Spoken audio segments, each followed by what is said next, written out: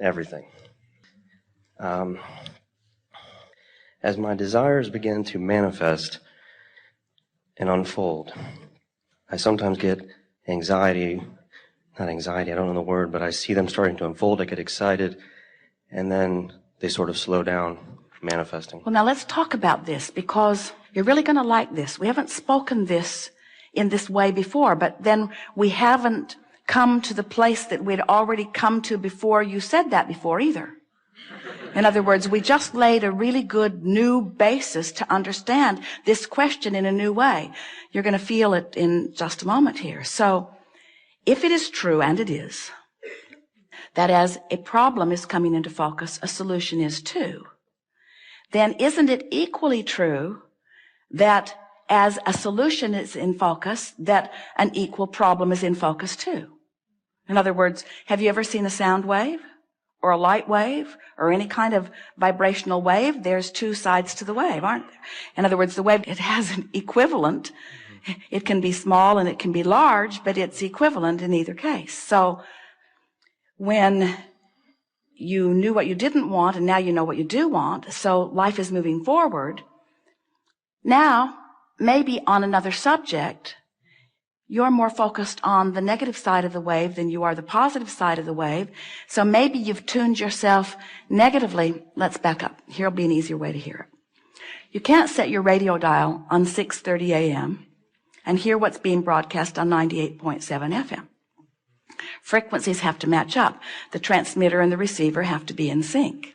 So let's say that you have several subjects that you are focused upon, and on one particular subject that you've wanted a lot about, you now have managed for a little bit of time to focus more inside the vortex. And so now things are moving along for you in a better way. But because you're not really yet completely at one with maintaining your inside the vortex vibration, occasionally you slip off into another vibration. And when you do, you now have access to the other side, the not good feeling side of that wave. Doesn't that make sense to you? A lot of times people say, I'm afraid to let myself want something because I will be so disappointed if it doesn't come. Well, what that is that's an awareness that I want that and I don't want the opposite of it. But the fact that I really, really, really want it means I really, really, really don't want the opposite of it. And frankly, I was happier when I sort of wanted it and sort of didn't want the opposite of it. When I sort of wanted it, then I could be sloppy in my thinking and it wasn't painful. But now I really want it. When I'm sloppy with my thinking, it's painful. And that's what makes people say, I'm waiting for the other shoe to drop.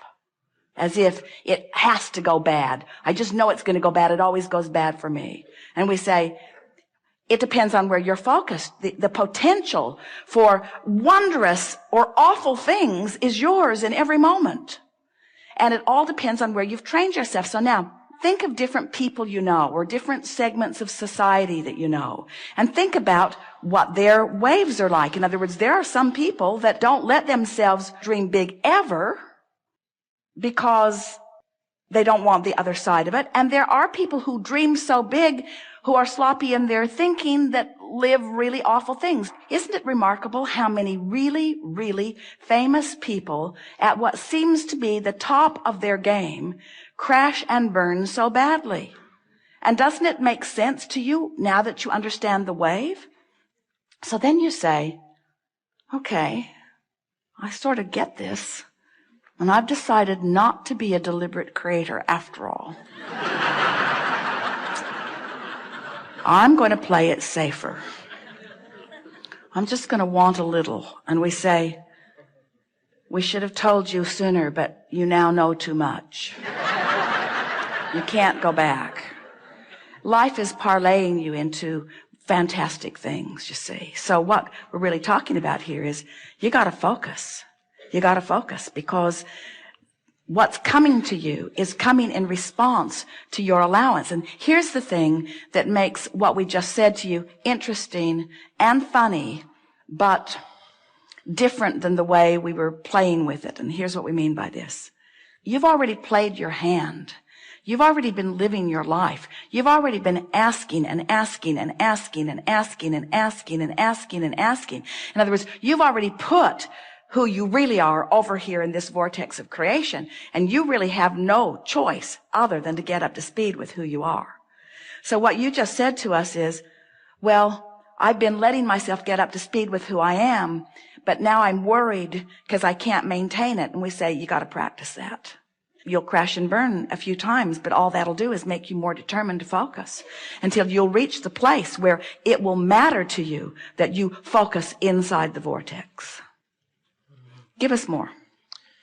I don't have little desires. I have huge desires. Yes. And so I see them starting to happen. And Yes. then I have friends and family start calling me and we're so excited, and can you give us an update? And I try to just stay away because I can feel their anxiety. Here's for my the thing. success. This will help you a lot. If anybody's having an anxiety, it's because they're looking for the manifestational evidence. And this is a really good idea for you to hold relative to where you're at. This is the precise piece that will soothe this for you. This vortex of creation, it's the vibrational foundation for all of the good that manifests. And when you have full view of it, that's when you feel utter faith, because that faith is knowledge in something not yet seen. And the reason you can't see it is because it's pre-manifested. But there is so much that is wonderful that is pre-manifested that you can feel. Did you get that? Now, for somebody outside the vortex, what they heard us just say was, you have to trust us, and we've just got a different version of the fairy tale for you. And so we can understand why from outside the vortex, skepticism and cynicism and pessimism would be something that you are feeling.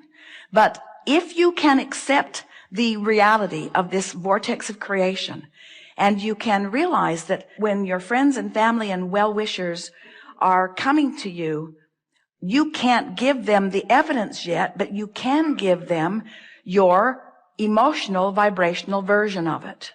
And so what they're reaching for from you is your feeling of elation, your feeling of optimism, your feeling of knowing.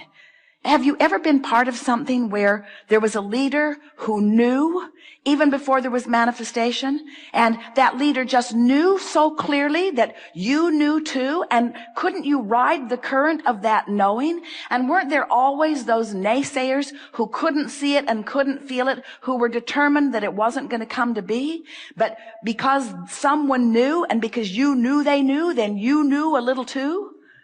That's the best that you can do for those people, because almost everybody is demanding. That's why science and medicine moves slowly forward, is because they need to see it before they believe it. And that's backwards. You got to believe it before you can see it. You have to believe it in order to get in the vortex, and you've got to get in the vortex before you can see it, before you can rendezvous with the circumstances and events that are going to bring the manifestation of it about, you see. It's really interesting. This reality that humans claim and cling to is such an arbitrary thing. You are billions of people with billions of different perspectives of life experience, literally creating billions of different worlds, and yet pretending that it's all one big world that you're all sharing equally. And it's not even close to that, you see. You are on these vibrational islands with law of attraction spinning on your individual vortices, giving you exactly what you are a vibrational match to. So the first thing that we would say to you is, if we were standing in your physical shoes, would leave them all out of the equation, well-wishers or not. Because if you need to prove to them what they need to see, then they've got you focused outside the vortex, and that's why you feel a diminishment of your joy. So somehow you have to convince them that you're onto something, and you know you're onto something. We know that they are well-meaning, and we know that you know that they are well-meaning. We're just saying, you got to do what's easiest to keep you focused in the vortex. So if someone says, how you doing? You say, tuning my frequency. You say, well, how's it coming? Great, I feel great. What have you got to show for it? Joy. Well, what else you got to show for it? Vitality, clarity. What else you got to show for it? all that you're doing, what do you have to show for the work that you've been doing? Enthusiasm, life, passion. That all? And what they're really saying to you, don't you think paying this price of joy is too great?